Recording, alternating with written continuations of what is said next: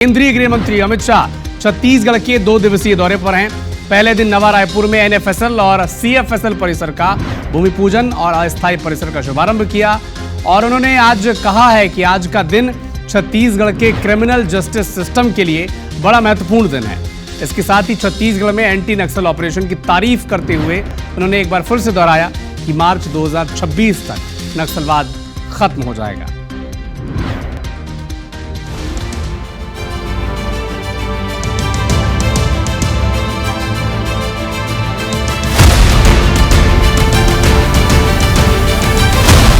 इस बार बारिश में भी हम उनको सोने नहीं देंगे।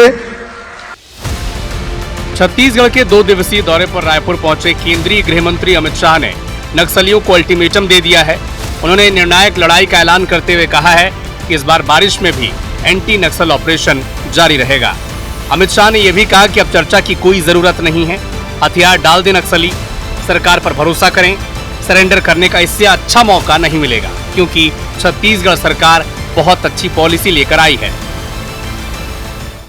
कि हर बार बारिश में नक्सली थोड़ा आराम कर लेते थे, इस बार बारिश में भी हम उनको सोने नहीं देंगे। कि बहुत लुभावनी सरेंडर पॉलिसी विष्णुदेव जी ने बनाई।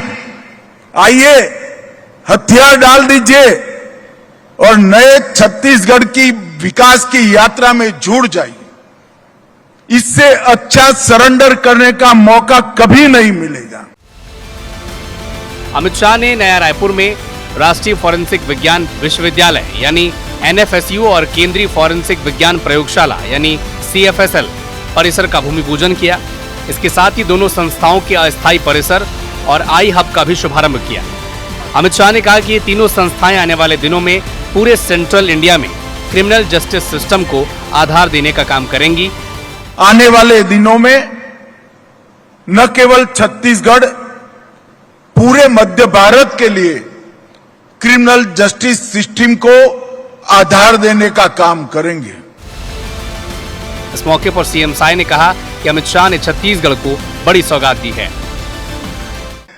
छत्तीसगढ़ के विकास में जो एक बहुत बड़ा बाधक यहाँ का नक्सलवाद था, आज माननीय गृह मंत्री जी के मार्गदर्शन और उनकी दृढ़ इच्छा शक्ति के कारण छत्तीसगढ़ में हम लोग शांति व्यवस्था कायम करने में भी सफल हो रहे हैं। डिजिटल सिक्योरिटी के लिए एक इकोसिस्टम डेवलप करते हुए हमारे साइट पर ऐसा लिंक होगा जिसमें आप वीडियो अपलोड कर दें, फोटो अपलोड कर दें या वॉइस अपलोड कर दें या कोई लिंक प्रोवाइड कर दें, वो बता देगा कि ये एआई जनरेटेड है, एडिटेड है या रियल है। वो बता देगा तो सारे विवादों का स्पष्टीकरण, निराकरण वहां पर हो जाएगा। इस अभियान के लिए हम लोग आगे बढ़ रहे हैं।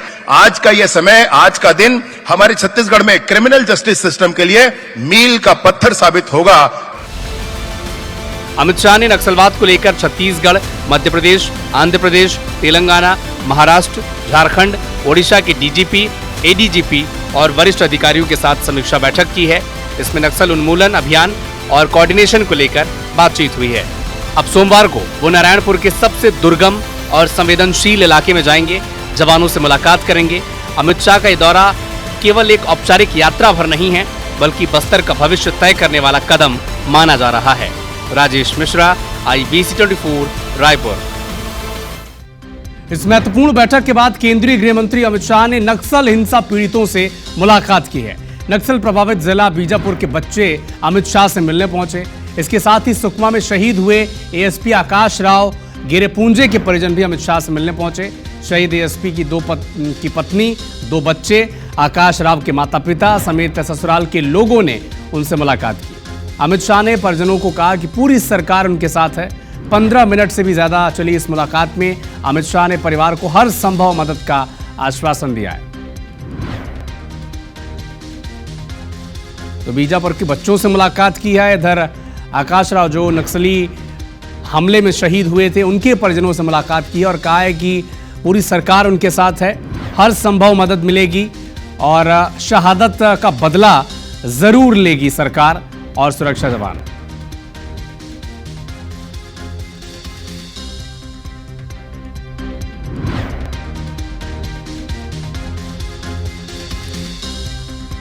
और इसी खबर पर अधिक जानकारी के लिए हमारे सहयोगी तहसीन जैदी हमारे साथ लाइव जुड़ चुके हैं।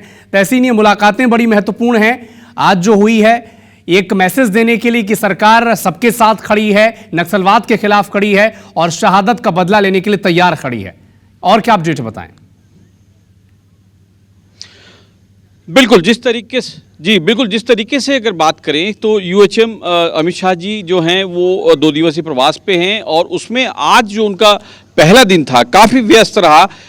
जो प्रयोगशालाएं हैं उनके शुरुआत की, उनका शिलान्यास किया।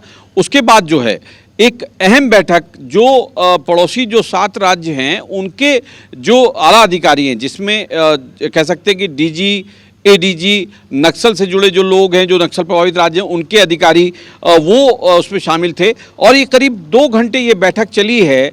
और इसमें कह सकते हैं कि पूरा सुरक्षा समीक्षा बैठक इसको नाम दिया गया था और इसमें ख़ास तौर से इस पर बल दिया गया कि जो कोई राज्य अगर नक्सल के खिलाफ जो ऑपरेशन चलाता है उसके बाद जो वो भागते हैं दूसरे राज्य में, उस समय जो है क्विक रिस्पांस, जो एक वर्ड यूज़ किया है उन्होंने, क्विक रिस्पांस को करके उनको घेरना है और उसके बाद उनका खात्मा करना है। इस पे बल दिया गया। इस पूरी बैठक में अगर बात करें तो 7 राज्यों के जो आला अधिकारी थे वो लोग शामिल थे, जो कई केंद्रीय एजेंसी के सीनियर ऑफिशियल्स यहाँ पे बैठक में शामिल थे और उन्होंने इस बात की ख़ास तौर से कहा है कि अब जिस तरीके से इस बात के साफ संकेत उन्होंने दिए हैं यूएचएम ने कि आने वाले दिनों में बारिश में भी अब ऑपरेशन नक्सलवाद के खिलाफ किया जाएगा। उन्होंने साफ तौर पे एक अल्टीमेटम जारी किया है कि पहले वो सो लेते थे, अब उनको बारिश में भी नहीं बख्शा जाएगा। उन्होंने इस बात के साफ संकेत दिए हैं कि अब समय नहीं है किसी भी तरह की कोई बातचीत करने का, नक्सलवाद का रास्ता छोड़ के मुख्य धारा से जुड़े। इसके अलावा जो है इसके बाद जो है एक बैठक और हुई जो सिर्फ विशुद्ध रूप से छत्तीसगढ़ के आला अधिकारी थे, उसमें चीफ सेक्रेटरी से लेके सीएम, डिप्टी सीएम, गृह मंत्री, बड़ी सभी लोग महत्वपूर्ण बैठक है। और कल का जो दिन है वो और ज्यादा महत्वपूर्ण हो जाता है तहसीन, जब नारायणपुर के दौरे पर अमित शाह रहेंगे और जवानों से मुलाकात करेंगे, कैंप जाएंगे और जो संवाद है लाभार्थियों के साथ वो बड़ा महत्वपूर्ण होने वाला है। नजर बना के रखिएगा, अपडेट आपसे आगे मिलेंगे। शुक्रिया।